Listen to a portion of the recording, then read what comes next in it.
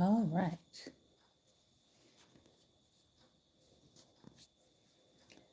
Good evening. Good evening to you. You. Good evening. Good evening to you. You. Good evening. Good evening. Won't you share with a friend or two? Good evening. Good evening to you. You. Good evening. Good evening to you. Good evening, good evening, good evening, and welcome to Daring Dialogues. I'm your host tonight, Shantae Charles. I hope that you've been having a great and wonderful day.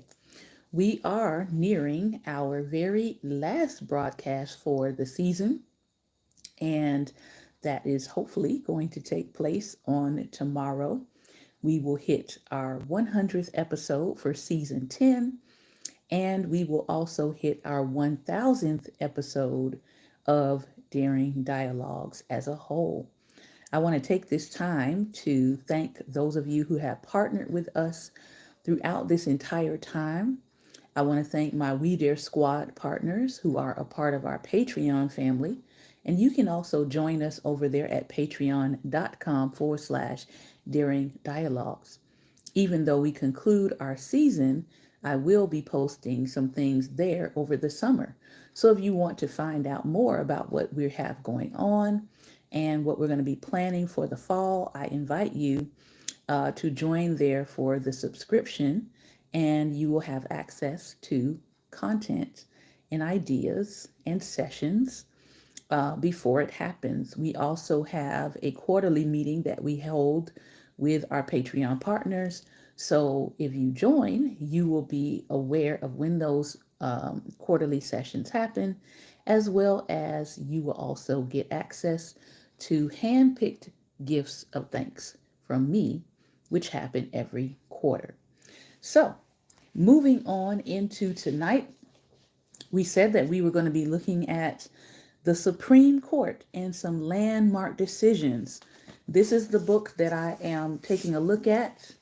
It is called The Supreme Court Landmark Decisions by Tony Morrow.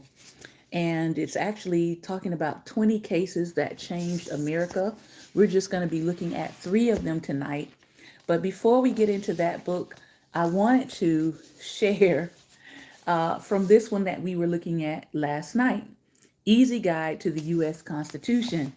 And I was taking a look back over the Declaration of Independence. And I like this version of this because it gives you the Old English and then it gives you sort of a New English translation on the other side. And I thought this was very interesting as I began to read over it again today. I was looking at why they were sort of declaring their independence, right? And we're taught this in our normally in our public schools about how the Americans, this newly established colonies, felt that it was really unfair how they were being treated, right? But toward the end of the original text, I want you to listen to these statements, and then I want you to think about the hypocrisy, really, in some of these statements. They're writing and they say this: in every stage of these oppressions, after they have kind of listed the things that they have against King George at the time, they say in every stage of these oppressions, we have petitioned for redress in the most humble terms. Our repeated petitions have been answered only by repeated injury. A prince whose character is thus marked by every act which may define a tyrant is unfit to be the ruler of a free people.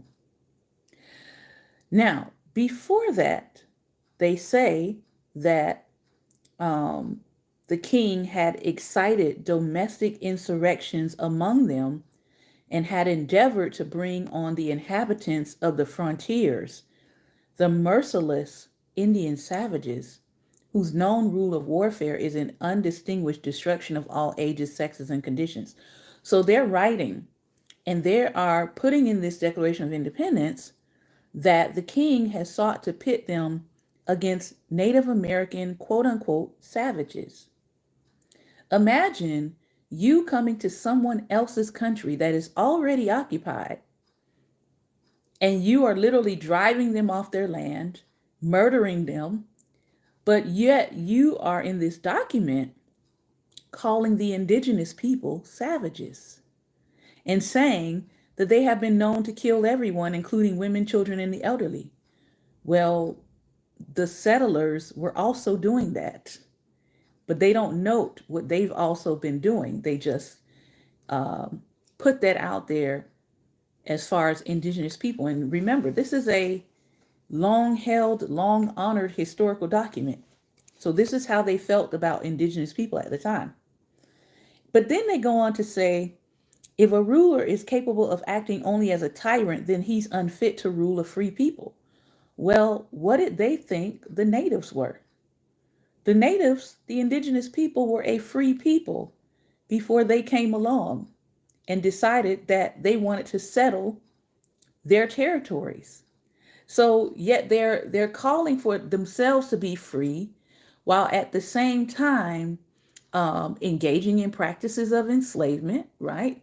At the same time displacing people who are already there. They can't seem to see the hypocrisy in their statements. But then they say, we've also tried warning the British people.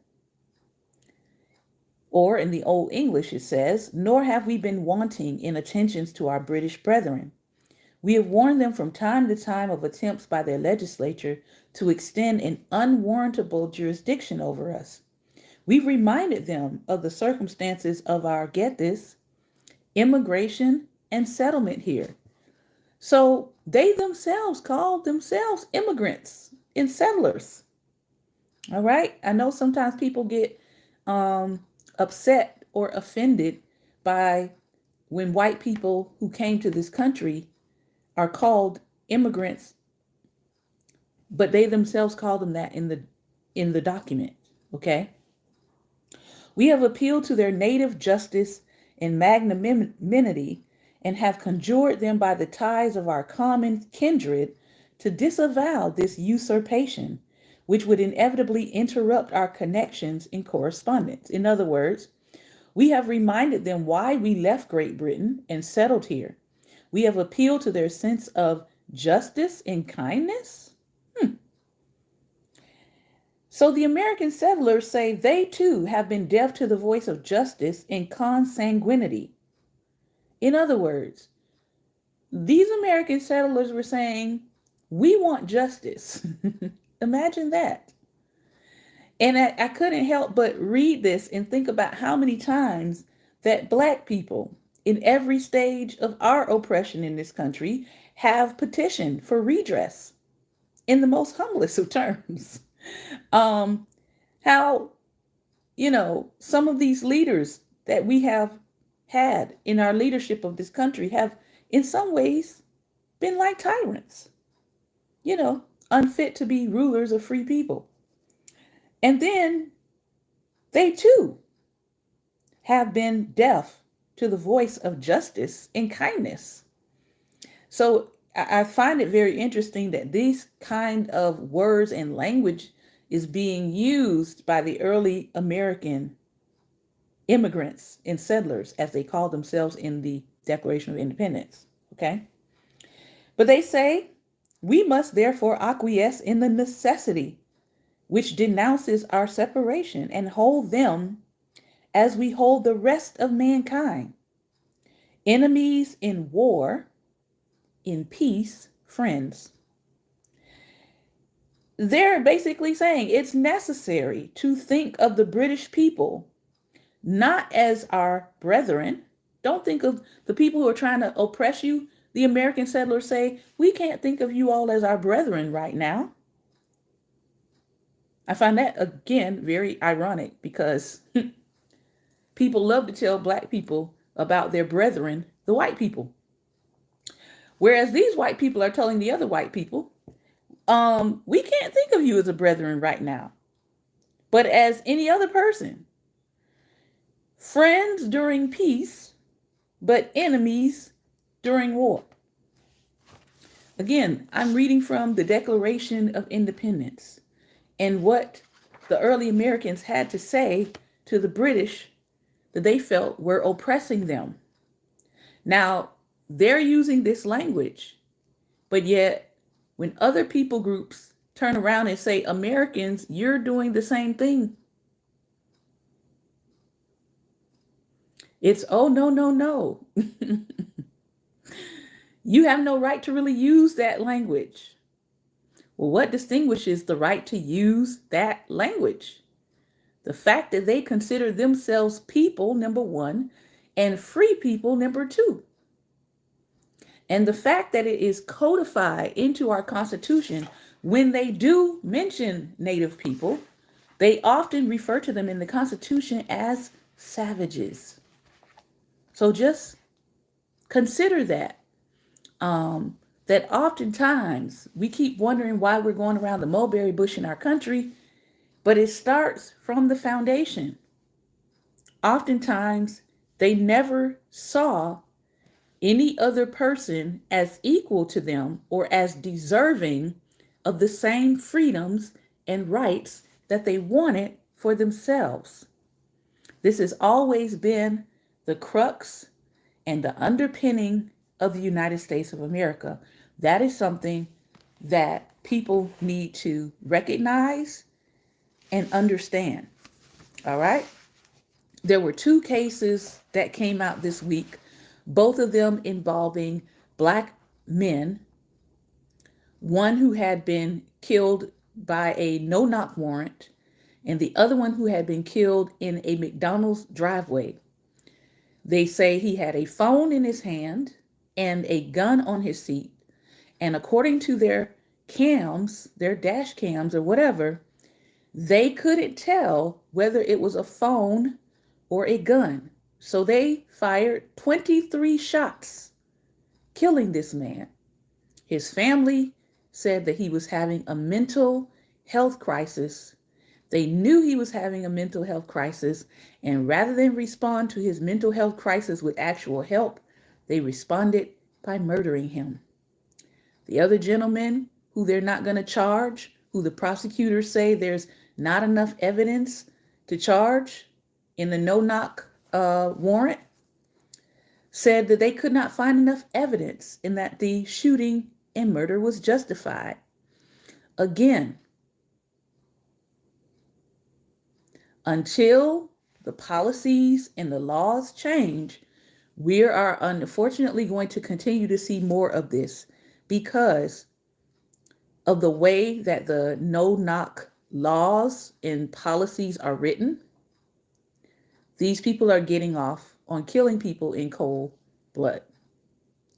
So just looking at the language that was used in the Declaration of Independence, how these early Americans said, hey, we want the British government to stop oppressing us. They're deaf to the voice of justice. Well, look at how deaf you all are still to the voice of justice, to oppression, to just the full-on decimation of life. So things that we have to think about. Let's get into some landmark decisions. The first one I want to go over, I'm actually going to be reading what the landmark decision was, what was the actual case, and what the Supreme Court decided, and the justices who had dissenting opinions. So we're going to get a wrap up of a little bit of all of that. And good evening to everyone who's coming in. So the first one we talked a little bit about last night, and that was Miranda versus Arizona. This was a case in 1966, And this was what was setting the precedent for the right to counsel. The High Court established a strict rule of conduct for law enforcement officers by requiring them to tell criminal suspects that they are not required to answer questions without a lawyer present, and that a lawyer will be provided if they cannot afford one. "You have the right to remain silent" is a phrase familiar to anyone who watches police or courtroom dramas. Recited by police before they interrogate suspects, the admonition is the direct result of one of the best known and most controversial decisions in the Supreme Court's history, Miranda versus Arizona. Ernesto Miranda, then 23, was arrested in 1963 in Phoenix, Arizona, after the kidnapping and the sexual assault of a young woman. He denied any involvement at first, but after 2 hours of police questioning, he confessed.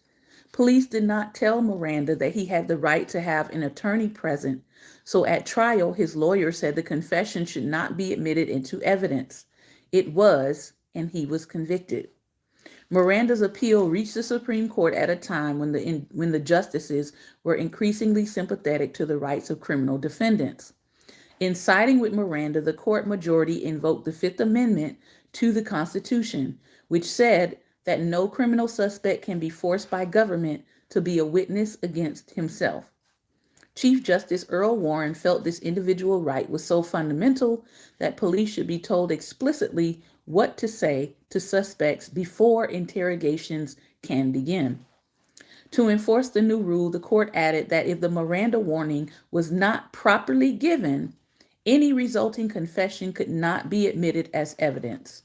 Joining Warren in the majority were Justices Hugo Black, William O. Douglas, William Brennan Jr., Abbé Fortas, Justices Tom Clark, John Harlan, Byron White, and Potter Stewart dissented. Justice White's dissent predicted that the new rule would undermine the ability of police to interrogate subjects and will, in an unknown number of cases, return a killer, a sexual assaulter, or other criminal to the streets. Law enforcement officials protested at first, but over time the ruling has become accepted, and some commentators say it spurred increased training and professionalism among police nationwide. As for Miranda, he was tried and convicted again without using the confession against him. In 1976, Miranda was murdered in a fight at a Phoenix bar. Some news reports stated that he had several Miranda cards containing the police warning his case had inspired in his pocket when he died. Decision of the court by Chief Justice Earl Warren. He said, "Our holding will be spelled out with some specificity in the pages which follow, but briefly stated, it is this. The prosecution may not use statements, whether exculpatory or inculpatory, stemming from custodial interrogation of the defendant, unless it demonstrates the use of procedural safeguards effective to secure the privilege against self-incrimination.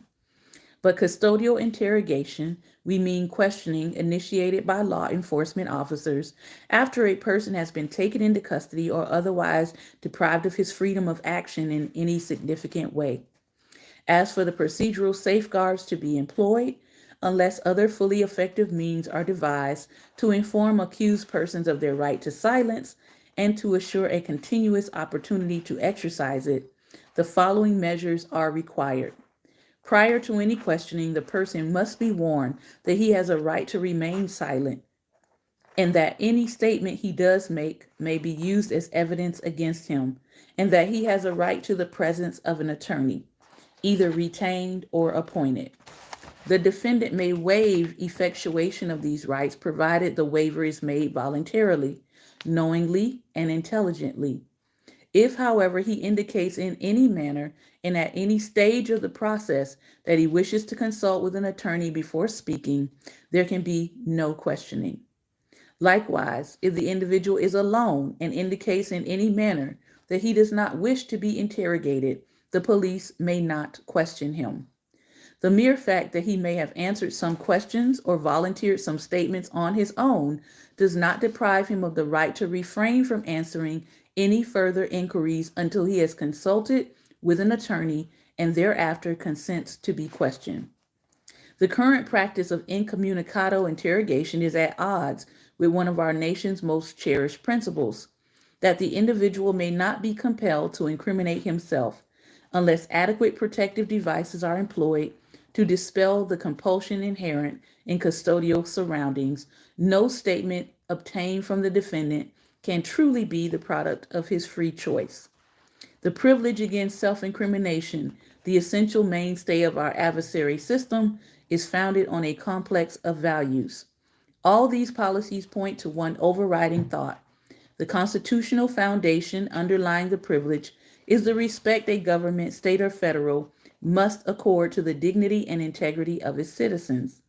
To maintain a fair state-individual balance, to require the government to shoulder the entire load, to respect the inviolability of the human personality, our accusatory system of criminal justice demands that the government seeking to punish an individual produce the evidence against him by its own independent labors, rather than by the cruel, simple expedient of compelling it from his own mouth.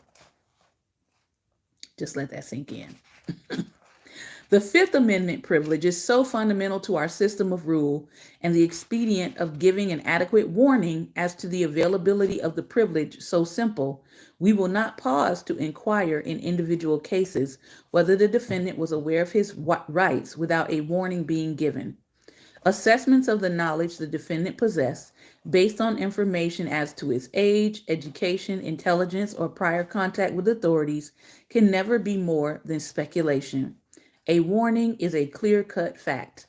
More important, whatever the background of the person interrogated, a warning at the time of interrogation is indispensable to overcome its pressures and to ensure that the individual knows he is free to exercise the privilege at that point in time. The warning of the right to remain silent must be accompanied by the explanation that anything can and will be used against the individual in court. This warning is needed in order to make him aware not only of the privilege, but also of the consequences of foregoing it. It is only through an awareness of these consequences that there can be any assurance of real understanding and intelligent exercise of the privilege. Moreover, this warning may serve to make an individual more acutely aware that he is faced with a phase of the adversary system, that he is not in the presence of persons acting solely in his interests. The circumstances surrounding in custody interrogation can operate very quickly to overbear the will of one merely made aware of his privilege by his interrogators. Therefore, the right to have counsel present at an interrogation is indispensable to the protection of the Fifth Amendment privilege under the system we delineate today. Our aim is to assure that the individual's right to choose between silence and speech remains unfettered throughout the interrogation process. Accordingly, we hold that an individual held for interrogation must be clearly informed that he has the right to consult with a lawyer and to have the lawyer with him during interrogation under the system for protecting the privilege we delineate today. As with the warnings of the right to remain silent and that anything stated can be used in evidence against him, this warning is an absolute prerequisite to interrogation. No amount of circumstantial evidence that the person may have been aware of this right will suffice to stand in its stead. Only through such a warning is there ascertainable assurance that the accused was aware of this right. The warnings required and the waiver necessary in accordance with our opinion today are in the absence of a fully effective equivalent prerequisite to the admissibility of any statement made by a defendant. I hope you all got that on record. But they were very clear about the necessity of not bypassing this right. And I don't know about you, but I've seen pretty a lot of the police shooting videos, right? And they don't even get to this part. They immediately arrive on the scene, pull out a gun, and start shooting people and kill them. So I don't know what is going on with police departments around the country, but how about we get back to Miranda rights and arrests? Okay? All right. I do want to read one of the dissenting opinions about this. Let's see. Dissenting opinion by Justice Byron White. This is a justice who absolutely disagreed with this, and this is his opinion. The obvious underpinning of the court's decision is a deep-seated distrust of all confessions. As the court declares that the accused may not be interrogated without counsel present, absent a waiver of the right to counsel, and as the court all but admonishes the lawyer to advise the accused to remain silent, the result adds up to a judicial judgment that evidence from the accused should not be used against him in any way, whether compelled or not. This is the not so subtle overtone of the opinion that it is inherently wrong for the police to gather evidence from the accused himself. And this is precisely the nub of my dissent. I see nothing wrong or immoral, and certainly nothing unconstitutional, in the police's asking a suspect whom they have reasonable cause to arrest whether or not they killed their wife, or in confronting them with evidence on which the arrest was based, at least where he has been plainly advised that he may remain completely silent. Particularly when corroborated as where the police have confirmed the accused's disclosure of the hiding place of implements or fruits of the crime. Such confessions have the highest reliability and significantly contribute to the certitude with which we may believe the accused is guilty. The rule announced today will measurably weaken the ability of the criminal law to perform these tasks. It is a deliberate calculus to prevent interrogations, to reduce the incidence of confessions and pleas of guilty, and to increase the number of trials. Criminal trials, no matter how efficient the police are not sure bets for the prosecution, nor should they be if the evidence is not forthcoming. But it is something else again to remove from the ordinary criminal case all those confessions which heretofore have been held to be free and voluntary acts of the accused, and to thus establish a new constitutional barrier to ascertainment of truth by the judicial process. There is, in my view, every reason to believe that a good many criminal defendants who otherwise would have been convicted on what this court has previously thought to be the most satisfactory evidence will now, under this new version of the Fifth Amendment, either not be tried at all or we be acquitted if the state's evidence, minus the confession, is put to the test of litigation. I have no desire whatsoever to share the responsibility for any such impact on the present criminal process. In some unknown number of cases, the court's rule will return a killer or other criminal to the streets and to the environment which produced him, to repeat his crime whenever it pleases him. As a consequence, there will not be a gain but a loss in human dignity. The real concern is not the unfortunate consequences of this new decision on the criminal law, as an abstract, disembodied series of authoritative prescriptions, but the impact on those who rely on the public authority for protection and who without it can only engage in violent self-help with guns, knives, and the help of their neighbors similarly inclined. There is, of course, a saving factor. The next victims are uncertain, unnamed, and unrepresented in this case. So basically, that judge was concerned about there being less criminals prosecuted and more trials, more cases that go to trial, which in this country, by the way, you're supposed to have a right to a trial. Just saying. All right. Our second case that we're going to look at tonight is Tinker versus Desmoines. Now, this is a case that was not discussed on yesterday, but I think it's a very important case in light of some of the things we have happening across the country in schools. This is a 1969 case about student free speech. Again, the case is Tinker, Tinker versus the Desmoines Independent Community School District. By declaring that public schools may not be enclaves or enclaves of totalitarianism, The Supreme Court established a rule that has set the tone ever since for public schools as places where a significant degree of free expression can flourish. Now, how is this going to hold up with all of the CRT laws that are coming to the forefront? The 1960s were turbulent times in public schools as well as throughout society. The Vietnam War and the Civil Rights Movement compelled students nationwide to express their views in ways that had rarely been seen before. Against that backdrop, it would have been hard to predict that a relatively quiet protest against the Vietnam War by a small group of students in Iowa in December 1965 would result in a major Supreme Court pronouncement on students' constitutional rights. The Desmoines students decided to wear black armbands to school to draw attention to the growing number of deaths, civilian and military, in the war. We didn't think it was going to be that big of a deal, Mary Beth Tinker wrote later.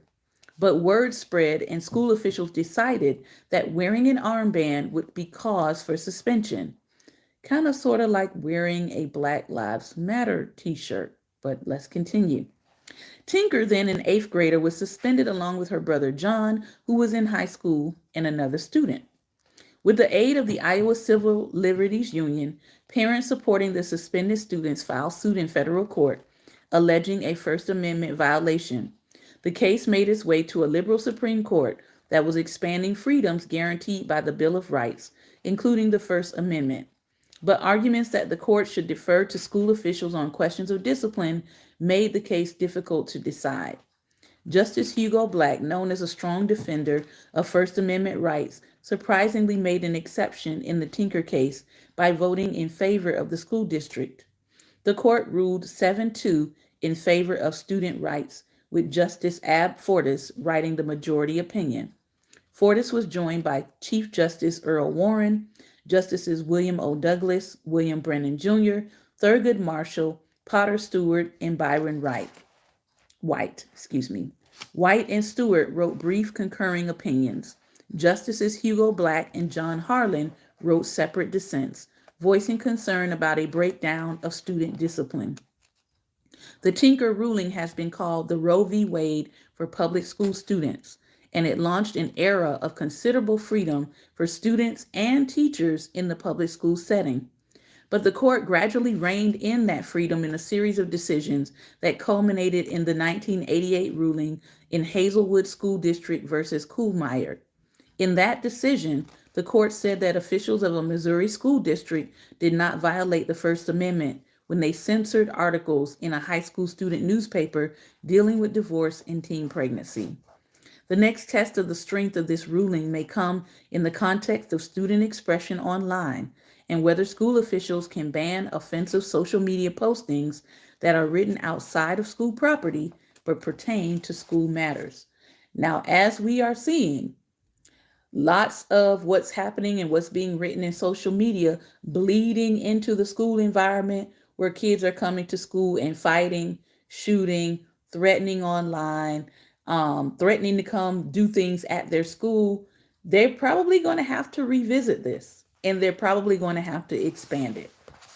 So let's take a look at the decision of the court by Justice Ab Fortas, who writes the summary. First Amendment rights applied in light of the special characteristics of the school environment are available to teachers and students. So just in case you all only thought it applied to students for some reason and that teachers don't have First Amendment rights at school, go back to this case. It can hardly be argued that either students or teachers shed their constitutional rights to freedom of speech or expression at the schoolhouse gate. This has been the unmistakable holding of this court for almost 50 years. In West Virginia versus Barnett, this court held that under the First Amendment, the student in public school may not be compelled to salute the flag. So for all the teachers and administrators out there demanding that students salute the flag, stand for the flag, and all of that, you are in violation of their rights. Just thought you should know that. Speaking through Mr. Justice Jackson, the court said, the 14th Amendment, as now applied to the states, protects the citizens against the state itself and all of its creatures, boards of education not accepted. That they are educating the young for citizenship is reason for scrupulous protection of constitutional freedoms of the individual. If we are not to strangle the free mind at its source and teach youth to discount important principles of our government as mere platitudes. On the other hand, the court has repeatedly emphasized the need for affirming the comprehensive authority of the states and of school officials, consistent with constitutional safeguards, to prescribe and control conduct in the schools. Our problem lies in the area where students, in the exercise of their First Amendment rights, collide with the rules of the school authority. The school officials banned and sought to punish petitioners for a silent, passive expression of opinion, unaccompanied by any disorder or disturbance on the part of the petitioners. There is here no evidence whatever of their interference, actual or nascent, with the school's work or of collision with the rights of other students to be secure and to be let alone. Accordingly, this case does not concern speech or action that intrudes upon the work of the schools or the rights of other students. So, when you start causing disturbances and intruding upon other people's rights, is when you're going to get in trouble, young students. In our system, undifferentiated fear or apprehension of disturbance is not enough to overcome the right to freedom of expression. Any departure from absolute regimentation may cause trouble.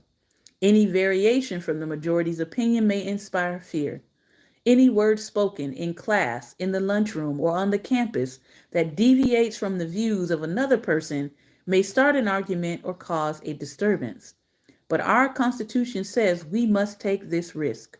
Certainly, where there is no finding and no showing that engaging in the forbidden conduct would materially and substantially interfere with requirements of appropriate discipline in the operation of the school, the prohibition cannot be sustained.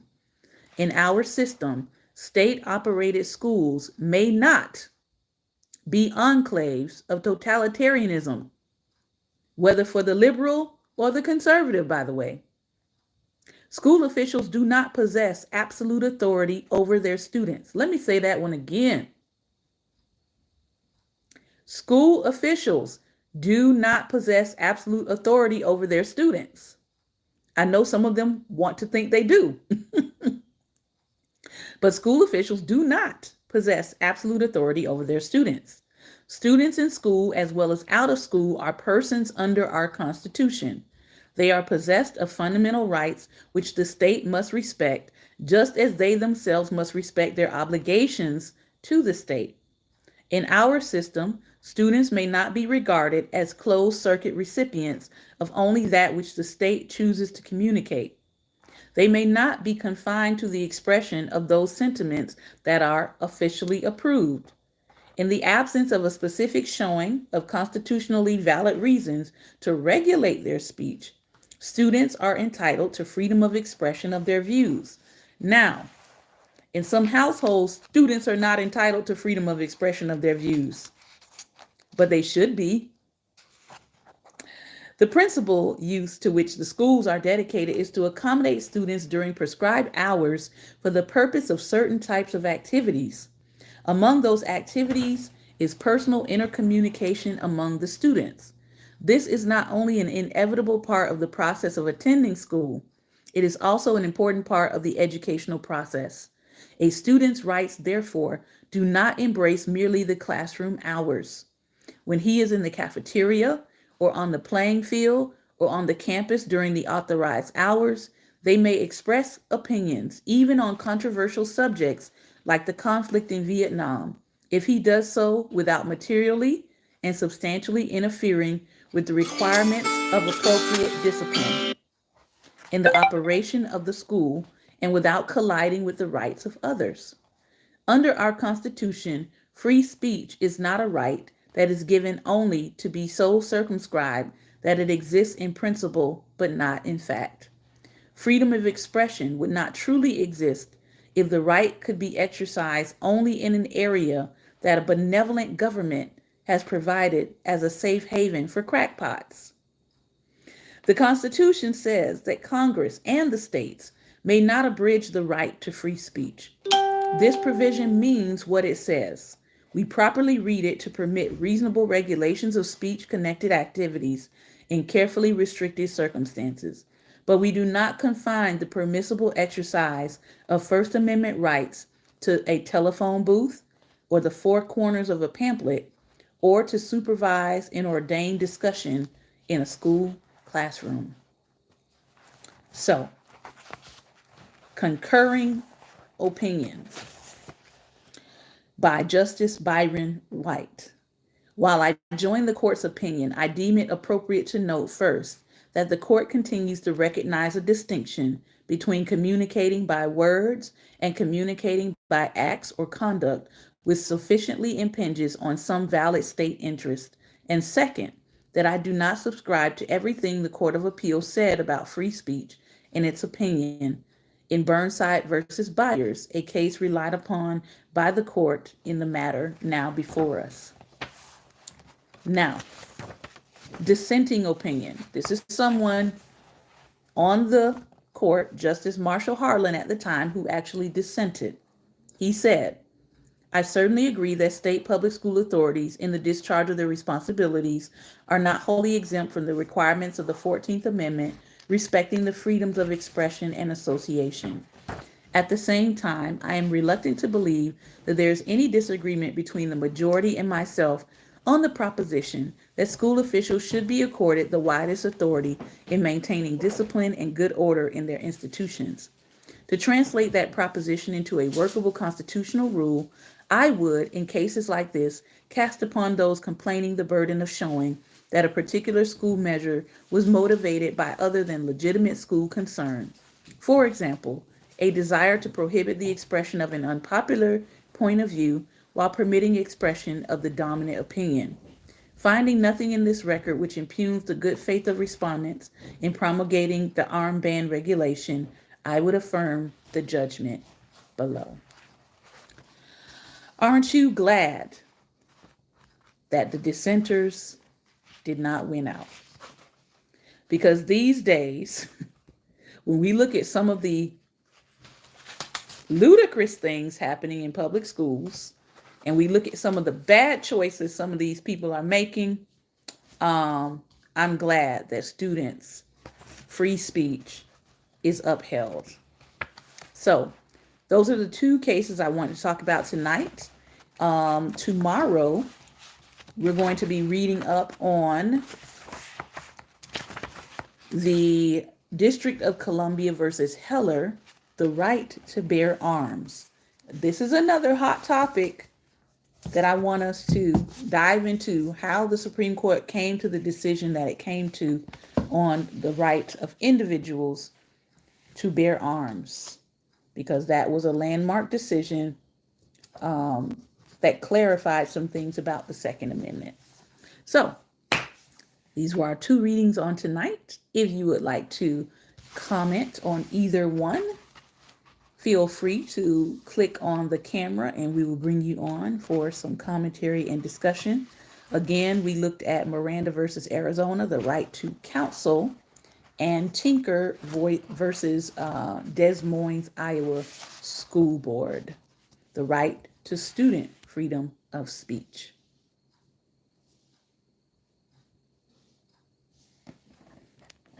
If you have been listening by Anchor, I want to thank you tonight for your time and attention. We will be back tomorrow with more Supreme Court landmark decisions.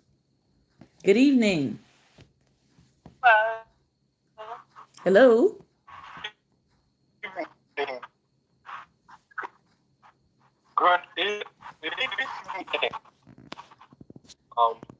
All right, I think you're on now. It's kind of going in and out.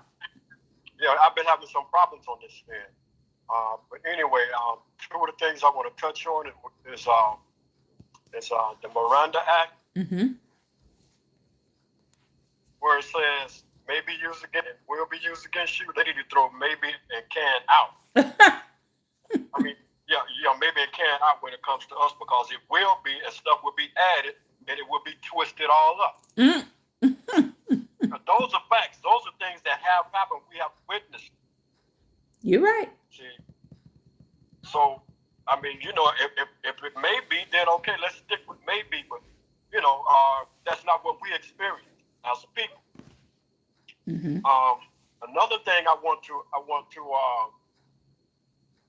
to speak on is what you started off with, the no knock thing where they're murdering people and all those things. Mm-hmm. Now, this is just me. This is me, okay? Wouldn't it be nice that if we are attacked unjustly by a police officer and there's evidence that we can defend ourselves? Yeah, that would be nice. You would But we know it probably ain't gonna happen. you would probably have to be wearing a body cam yourself, That's what I'm saying. It's being recorded. Yeah. and there would But then they probably, would question, okay, why do you have a body cam? because I need my own footage for what's Yeah. about to go down. Yeah, because y'all gonna doctor y'all. It's the same thing I was thinking for teachers. Like, I know some people, depending on where you are or where you teach, I know some schools, they have cameras not just in the hallways and at the front of the school and at the back of the school, but now we have cameras in our classrooms. And during the pandemic, when teachers went remote, a lot of teachers recorded their classroom sessions. And a lot of times that footage saved a teacher, either from some sort of disciplinary action, or a crazy parent coming up to the school saying you did something to their child, and you just roll the tape. Mm-hmm. And so people have said, that because many times teachers are almost in the same line of work as a police officer these days, you don't know who's going to come to school and start shooting or stabbing or whatever. It's almost becoming imperative for, even people are suggesting that teachers wear body cams because of the things that are happening in classrooms. Um, Everybody is not in a space where they're safe, or that their school has everything it needs. Um, just again, depending on where you are teaching school, it can be really rough for the teacher, not just for the student. Yeah. So people are suggesting that, like, do I need to go in class with a body cam on, just to, like, for my own safety and for my own record of what is happening in my classroom, if something goes down with a student, or if something goes down with a student accosting me as the teacher. That's where we are in our society. It's a sad space to be in, but that's where we are. Your thoughts on that, Pastor Ben? Mm-hmm. Your thoughts on that? Yes. Well, I mean, unfortunately, it seems like that's what needs to be done. Because if it's not, I said, unfortunately, it seems like that's what needs to be done. Because unfortunately, even though the teacher, an upstanding teacher, never had a problem, chances are it's going to be a thing where, okay, we're going to take the student. Yeah, there was a teacher recently who was fired here. She had been being assaulted by the student, and it was like not the first time. And I think she was a substitute teacher, but they dismissed her, and she was saying it was unfair to be dismissed because this was a student who had, assaulted her more than once. And she basically responded trying to protect herself. And I do know in Florida that teachers are considered to be in the same line of work as police officers. So I don't think that that's everywhere, but I do not know that is the case in Florida. Let me see. Let me read this. Stephanie says it's been posted for the past 8 years on front doors and in the schools where I work that audio and video are in progress, and that pretty much throughout the buildings except bathrooms. Yeah. Yeah. Pastor Ben, your thoughts? I know you're kind of going in and out here.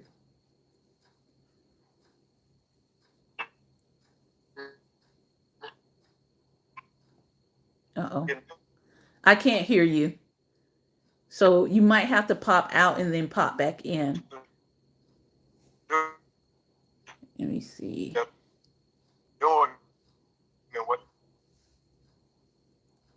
Let's see if we can get you to pop back in. And again, good evening to those of you who are joining us and listening in. So yeah, depending on where you teach. I've taught at schools where there was video surveillance in the hallways, video surveillance on the outer perimeters of the school, and there were not metal detectors, but the front doors of the school, like all of the doors of the school were automatically locked during the school day. And we as teachers had a security badge where we had to, if we went outside of the building, we had to make sure we had our badge and we had to swipe to get the door to unlock to bring us back inside. But, that was at a very, I'll just say the community was about 87% white, and the school was a brand new school, and it was very high tech, and everything was on a swipe code basis. Then you can be in a whole other zip code where you barely have running water, where the water is rusty. There are no cameras anywhere. And there are metal detectors, but there are no cameras. So again, the disparity that happens in the school setting is also a part of the problem. It's also a part of the problem. I've been at a school where there were no metal detectors, but there were surveillance cameras in strategic hallways. They were not in every hallway, but they were in the hallways where the most traffic happened. So these are things that need to be taken into consideration in the classroom space. I do like the fact that Supreme Court ruling really emphasized the rights of students, the rights of children to have an opinion. Like, we have grown people that still haven't figured that out, that children actually, yes, they do have a right to an opinion. And you really shouldn't be beating it out of your children. I know that's really popular in some of our ethnic communities, to just beat opinions out of children, but you're setting them up for brainwashing every time you do that. You really are. You're setting them up to think, or rather to not think for themselves. So when we grow up with a bunch of kids that say, whatever you like the lady on Coming to America, and you like, can't you form an opinion? Well, no, because you beat it out of them. Every time they disagree with you and you smack them or you slap them upside the head, you beat it out of them. All right. So the Supreme Court should not have more sense than the average parent. Stop beating your children's opinions out of them. Sit down and have a conversation with your child. Ask them, why is it that you think what you think? They actually might have a very good and logical reason that might actually change your mind. But then I forgot. Sometimes parents don't have time for their minds to be changed. They just want things done the way that they want them done. I get it. However, it's one of those things that's going to prove kind of detrimental in the future if your child does not know how to form their own opinions. And even the Supreme Court has said that your child has a right to an opinion. And it doesn't have to match the popular opinions. As long as what they're saying in their actions, either in speech or in action, is not impeding on the school environment. Now, I got in trouble, but it wasn't my opinions. It was the opinions that I decided to print and put together in a paper. I've talked about it before, but another day I'll talk about the ramifications of that and all that I learned. Maybe I'll put it in my memoir. But I had to be taken out of the school because those dissenting opinions actually impeded the progress of the school because people were ready to riot.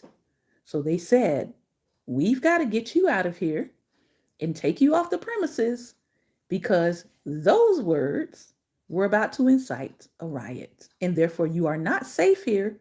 So you must go home. And then we must suspend you for 2 weeks. So there was no, oh, my opinions didn't impede school that day. It did. Entirely different situation than your child just having an opinion that disagrees with someone else. So everything turned out all right. I turned out fine. I think I turned out well. I'm still doing what I was doing back then, just not causing riots. I grew into who I was supposed to become, through a little trial and error. And yeah, your children will too.